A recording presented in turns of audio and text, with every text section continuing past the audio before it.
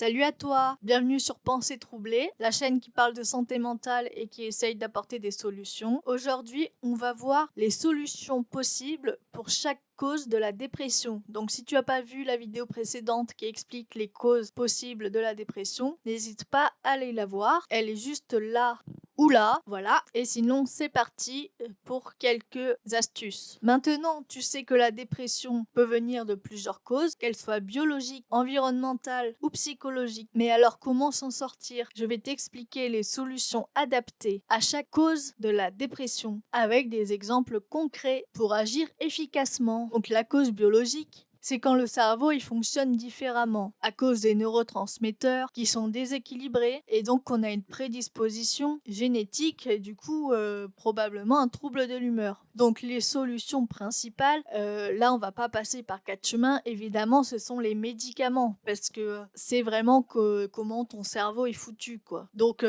prendre des antidépresseurs ou prendre des régulateurs d'humeur si c'est de la bipolarité. Parce que par exemple les antidépresseurs ça rééquilibre la sérotonine et la dopamine. Et donc, ça permet au cerveau de mieux réguler l'humeur. Et dans ces cas-là, il faut aussi un suivi médical régulier. Il faut des consultations avec un psychiatre ou un médecin pour ajuster les médicaments et le traitement. Et tu as peut-être besoin aussi d'un diagnostic. Après, évidemment, tu peux faire des thérapies en complément. Parce que même si la cause, elle est biologique, tu peux faire une thérapie pour mieux comprendre tes émotions et gérer le stress et mieux t'adapter à ta maladie. Donc, si ta dépression, elle est principalement biologique, c'est le traitement qui permettra à ton cerveau de retrouver son équilibre. Ensuite, les solutions pour la cause environnementale. Que les causes environnementales qui viennent de ce qui se passe dans ta vie, des traumatismes, un stress prolongé, une surcharge, un isolement. Donc, les solutions, là, c'est plutôt des thérapies. Mais même si les médicaments, selon ton état, peuvent vraiment aider à te remettre sur pied, il est vraiment important de faire des thérapies. Par exemple, la TCC, les thérapies de trauma, le MDR, pour traiter les événements difficiles. C'est aussi important de changer ton environnement quand c'est possible pour réduire la charge mentale et surtout aménager ton rythme de vie à toi. Ensuite, c'est important d'avoir une reconnexion sociale, de retrouver des amis, de rejoindre des groupes ou des associations, demander du soutien. Le lien humain est très important et de se sentir soutenu aussi. Et enfin, avoir une routine saine, vraiment d'avoir un bon sommeil qui est régulier, une activité physique régulière aussi, et une alimentation bonne et équilibrée. Par exemple, si tu traverses un stress intense au travail, la thérapie peut t'aider à gérer la pression et à modifier ton emploi du temps pour ne plus être épuisé tous les jours.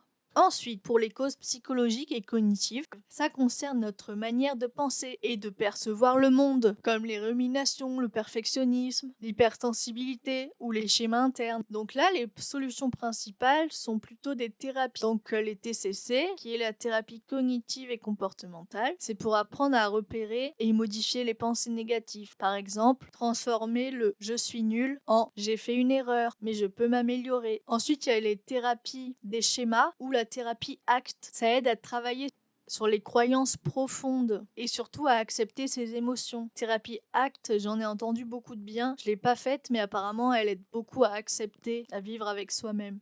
Ensuite, on a les techniques d'autogestion. Donc là, c'est tout ce que tu vas pouvoir faire seul chez toi, comme de la méditation, avoir un journal où tu peux écrire toutes tes pensées, faire de la relaxation, écouter de la musique.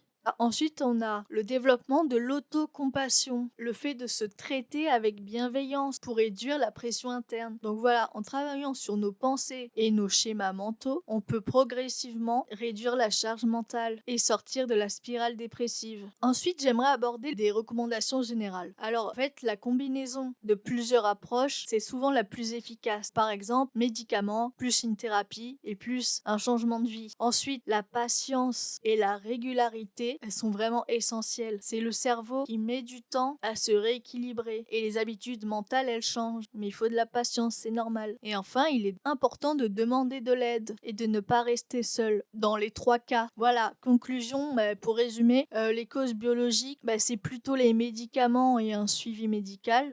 Pour les causes environnementales, c'est plus les thérapies, un ajustement de vie et du soutien social. Et enfin, pour les causes psychologiques et cognitives, c'est plutôt des thérapies cognitives et des travails sur les schémas. Du coup, comprendre la cause de sa dépression, ça permet de choisir la bonne stratégie et d'agir efficacement. Voilà, j'espère que cette vidéo t'aura aidé. N'hésite pas à la partager si elle peut aider d'autres personnes. En tout cas, moi je dis prends soin de toi et cherche de l'aide si tu as besoin. Et on se retrouve la semaine prochaine pour la prochaine vidéo. Prends soin de toi. Bye bye.